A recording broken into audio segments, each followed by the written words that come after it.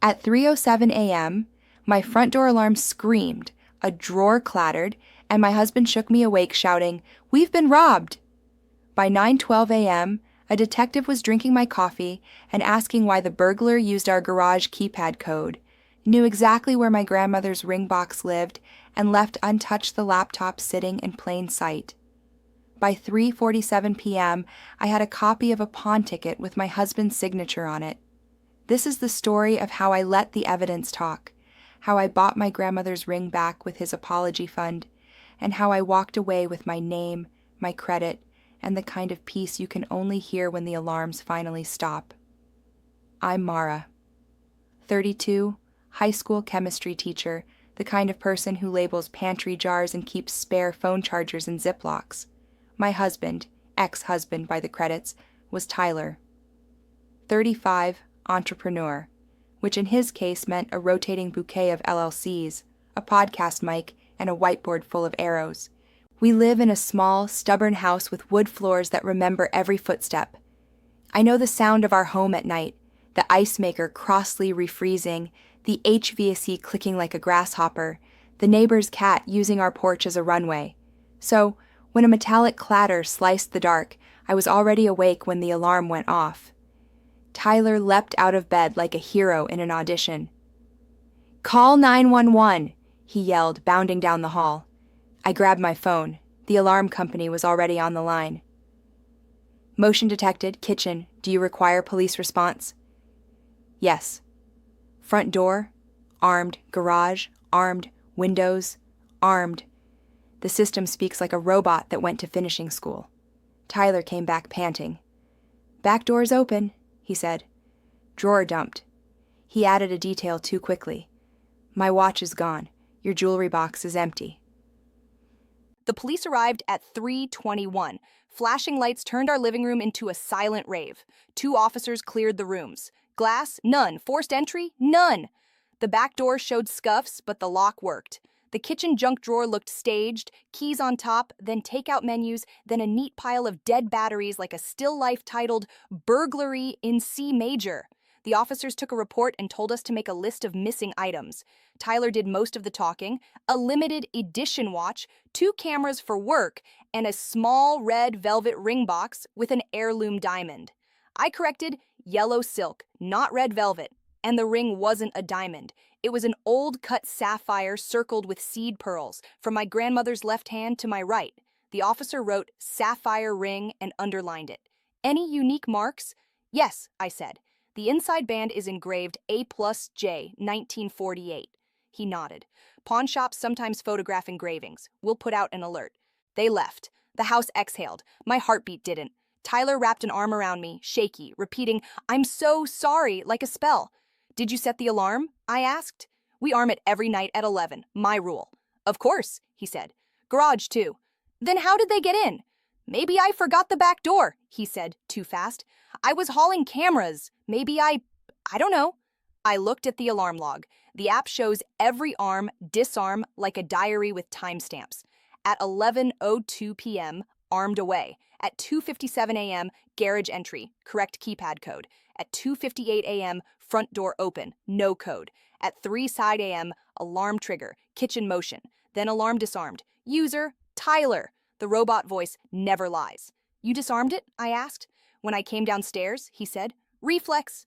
I didn't argue with 3 a.m. logic. I took photos of the drawer, the back door, the scuffs that looked more like shoe rubber than tool marks. Then I sat at the kitchen table with a notebook and 2 columns. No and don't know. No, alarm disarmed by Tyler. Garage code used, no forced entry, only specific items missing. Don't know where the ring is, how long this scene has been in rehearsal. I slept from 5:12 to 6:04, the kind of sleep that feels like fainting. At 7, a detective called. "We had a couple of similar reports this month," he said. "Mind if I swing by and look at your system logs?" He sounded like a man who doesn't like wasting time. Detective Ramos arrived at 9:12 with a notepad and coffee breath. He scanned the app with polite boredom until I pointed at garage entry, correct code. He perked. "Who knows the garage code?" "Us," I said. "And the cleaning lady. And his brother, I think. He helped move a couch last month." Tyler added, "The dog walker. As if we had a dog. We don't. He meant the neighbor who once fed the cat. His mouth doesn't always coordinate with facts. Ramos checked the door frames. No pry marks, he said, kneeling. He sniffed the scuffs. Rubber, not metal. Your cameras? We have doorbell and kitchen motion, I said, but the kitchen camera died last week. I'd put a sticky note on it to order a replacement. The note was gone. Ramos glanced at Tyler's wrists. Which watch was stolen? The Omega, Tyler said instantly. Speedmaster, Ramos nodded. Serial number? Tyler hesitated. In the box, which is gone. Ramos raised one eyebrow. If you find paperwork, send it. He looked at me. The ring matters most. Heirlooms get fenced fast. Check local pawn shops yourself. Sometimes a familiar face helps memory. He handed me a list. Addresses, phone numbers, first names with parentheses, Pete, Luz, Harjeet. Tell them Ramos sent you, he said, and left. Tyler sat and put his head in his hands. I feel sick, he said. I made tea. Habit can be kinder than love. After Tyler went to the office, he doesn't have one, he has a coffee shop rotation, I called the first pawn shop on Ramos's list. Morning, Pete, I said, reading off the detective's notes like a script. Detective Ramos suggested I call. My grandmother's sapphire ring was stolen last night, engraving A+J, 1948, old cut seed pearls. Pete exhaled smoke into the phone. Haven't seen it, honey. I'll flag it. He paused. Send a pic if you got one. I did. Then I called Luz. Not today, she said, but we had a wedding band come in with an inscription last week. Cops took it back. Happens. Harjeet said, we log photos now. Text me the engraving. I did. He replied 2 minutes later with 3 blurry shots and a no. Not mine. I drove to shops instead of calling. People look longer when you're human. I learned the smell of pawnbroker carpet and the sound of a metal tray sliding across glass. I learned to say old cut and seed pearls without crying.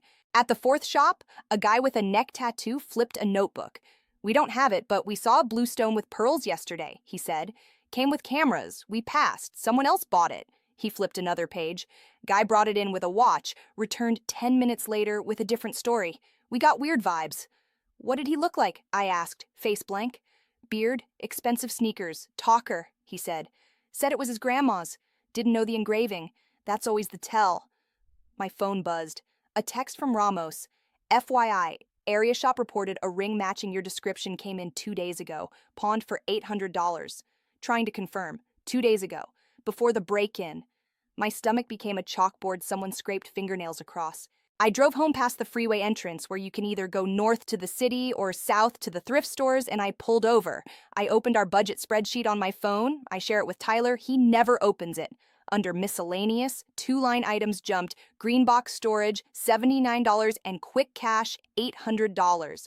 GreenBox is a storage facility. QuickCash is a pawn chain. The dates, GreenBox monthly. QuickCash 2 days ago. The same $79 charge lived in our statements for months between groceries and gas, exactly like it had belonged there.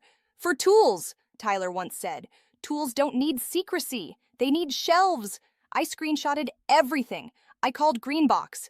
Hi, I chirped. Can you tell me auction dates? My husband's had a unit for ages and we might downsize. The manager, a woman with Midwestern vowels and no patience for nonsense, said, Unit 27B is current, no auction scheduled. She didn't ask for a name. She didn't need to.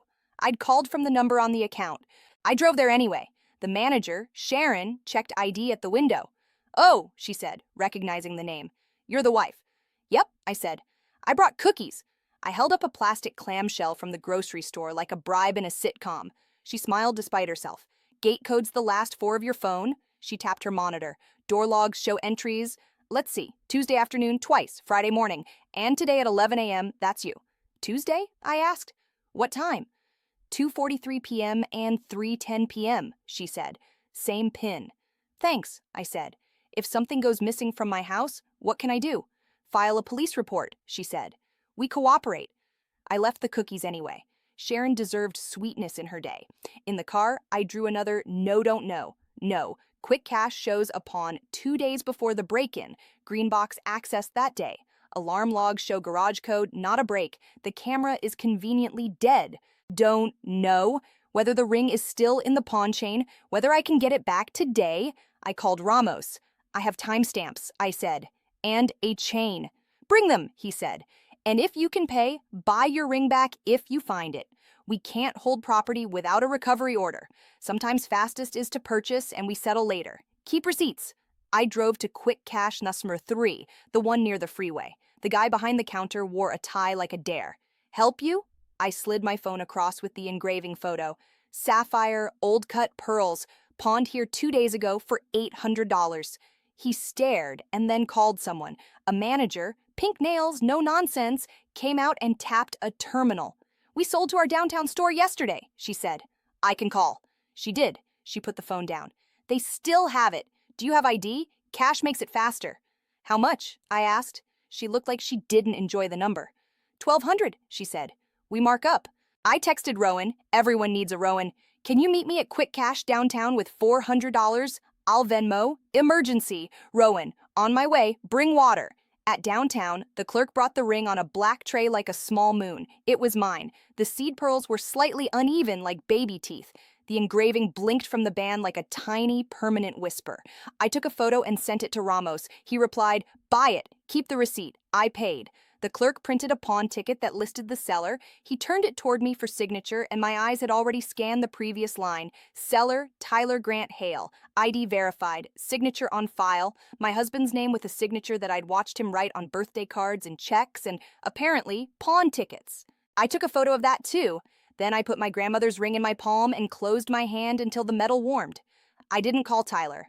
I went home, put the ring in a teacup by the sink, the same teacup my grandmother used to rinse basil from her garden, then made a stack on the dining table, alarm logs, storage entries, credit statements, the pawn receipt. I added a printout of the penalty for filing a false police report, not because I wanted to scare him, but because I wanted to save the state time. He came home at 5:17 p.m., key in the door like a normal Wednesday. He looked surprised to see me. He was expecting me to be at choir. He looked more surprised to see the papers. "What's this?" he asked. "Everything," I said calmly. "Sit." He sat. He didn't pick up a single page. He stared like if he didn't move, I wouldn't either. "You pawned my grandmother's ring on Tuesday," I said. 2 days before you staged a break-in at 3:07 a.m. His face went through 3 stations. Outrage. How dare you accuse? Confusion. What? And calculation. Silence. I slid the pawn ticket across, his name staring up. He went very still. "Listen," he began. "Too late," I said. "I listened at 3 a.m. while you lied to police in our kitchen and described my ring box wrong." He looked at the ceiling. His always solution is to look up as if answers live near light fixtures. "I needed cash," he said finally. "It was temporary." "Then you should have asked," I said. "Or sold your watch. Or your cameras." He winced. "The cameras are leased," he said, which was not news, and then smaller. "The watch is already gone." "Where?" I asked. "Another pawn," he said. "I thought I could get things back after a gig paid." "What gig?" Silence. Then, "Okay, not a gig, a loan from a friend. His friend is a man named Lance, whose friendship is a ledger." "Why the break-in?" I asked. His eyes skittered. "I panicked," he said. "You were going to notice the ring missing. I figured if I staged, if we got the listing in a report, insurers—" "We don't insure heirlooms without separate schedule," I said. "We talked about it. You said we'd circle back. We did not circle." He was sweating now. "I'll fix it," he said. "You cannot unpawn the past with promises," I said. He stood, pacing. "You bought it back? Is that what this is?" "Yes," I said. "And I kept the receipt, and the original pawn ticket image, and the alarm log, and the storage gate prints, and this—" I slid the printed penal code. "I called Ramos. He suggested I give you the opportunity to amend your statement before he does it for you." He sank into the chair like it had decided not to hold him up. "Are you going to press charges?" he whispered. "I'm going to tell the truth," I said. "What the law does with the truth is not my department." He cried then, not pretty. The sound startled the cat. I didn't reach. I sipped water and felt the cool go all the way down this time, not hit a wall of dread. He tried the classics. "I'm under pressure. It's just money. I didn't cheat." As if the only betrayal with a headline is the kind you can film in a parking lot. I let his words flutter to the table like caught moths. Then I slid another envelope across. "This is a separation proposal," I said. "Read it tonight, sign it tomorrow in front of a notary, or send it to a lawyer. I don't live in a house where police reports are plot devices." He looked at the envelope like it contained bees. "Mara, please." "This is me being kind," I said. "When I'm cruel, you'll know. There will be CCs." He slept on the couch. I put the ring back in the teacup and slept for the first time all week without dreaming of doors. The next morning, I did not torch anything. I did 6 small, boring things, which are my preferred revenge. Credit freeze on all 3 bureaus. Fraud alert, noting a household theft and pending police report. Bank account opened in my name, direct deposit rerouted, joint card set to view only. GreenBox letter, certified, reserving the right to access logs for civil proceedings. Request to lock unit pending proof of authorized users. Insurance broker call to schedule a rider for the ring, after appraisal. Note placed that any claim mentioning a burglary on the date X must be reviewed by special investigations due to documented staging concerns. Email to Detective Ramos with PDF of pawn ticket and receipt. Subject line, amended understanding of events, case Charis. Appointment with a lawyer, Ms. Patel, from the last store you might have heard from me. Yes, I keep good people. For separation papers and a safety plan around financial disclosures. Tyler texted at noon. Can we talk? Me, in writing. Tyler, I'll pay you back. Me, you already did. I used his apology fund, a savings bucket he created after his last mess, to buy the ring. Poetic bookkeeping.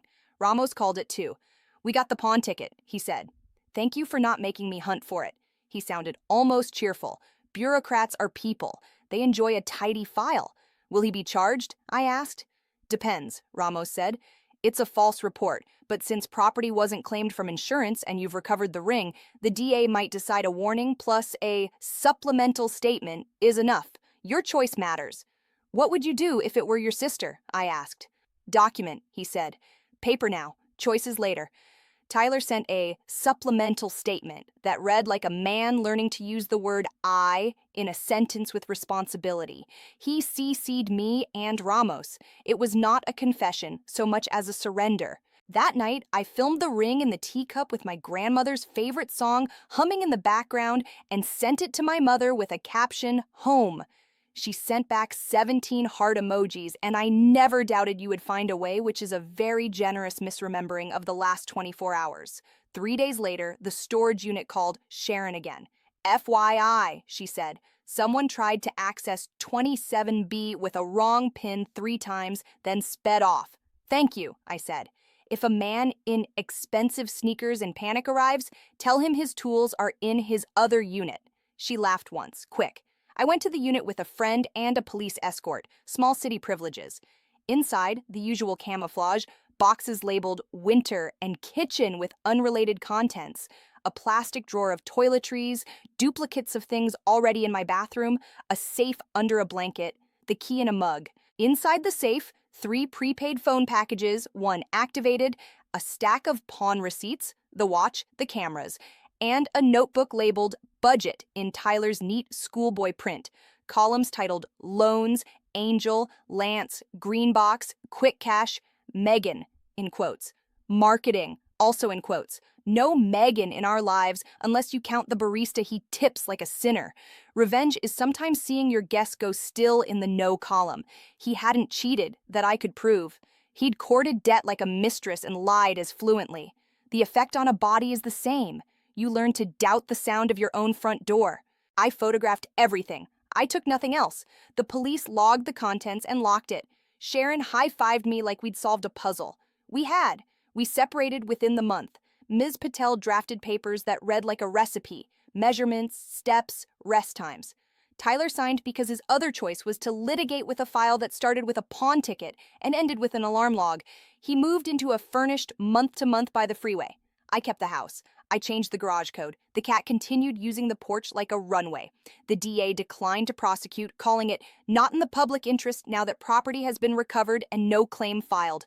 Ramos sent me a note that said, "If he pulls this again, call me." I printed it and put it behind a magnet shaped like a lemon. I got the ring appraised and insured properly. The jeweler polished it like an apology. "Old cut," she said, admiring the facets like tiny decisions. "They don't make them like this anymore." I know. My grandmother used to say that quiet is a room that doesn't owe anybody money. My house is quiet now. The wood floors know only my footsteps and the cats. The alarm sings bedtime and wakes up with me like a reliable friend. Sometimes, when I wash dishes, I take the ring out of the teacup and roll it in my palm. The engraving warms. A+J, 1948. People who kept promises in a world with fewer receipts. I don't romanticize them. They had their messes, but they didn't stage a robbery to hide a lie. If you're listening and a story in your house rattles at 3:07 a.m., if a charge keeps disappearing into the blur, if the break-in looks like knowledge walking through a door with your code, make a list. No, don't know. Ask your detective for first names at pawn counters. Bring cookies to the storage manager. Freeze your credit. Insure what's irreplaceable. Buy your ring back with money that won't ask you for your soul. You don't need to set a fire to warm your life. You need a file. And when the papers make their soft music, print, stamp, sign, you'll hear it. The absence of alarms. The sound of a house that belongs to you again. If this hit at the right moment, tap like and subscribe. I post long-form, true-style stories about betrayal, boundaries, and the extremely satisfying art of quiet, documented revenge. In the comments, tell me, what's one boring step, call, form, receipt, that changed everything for you?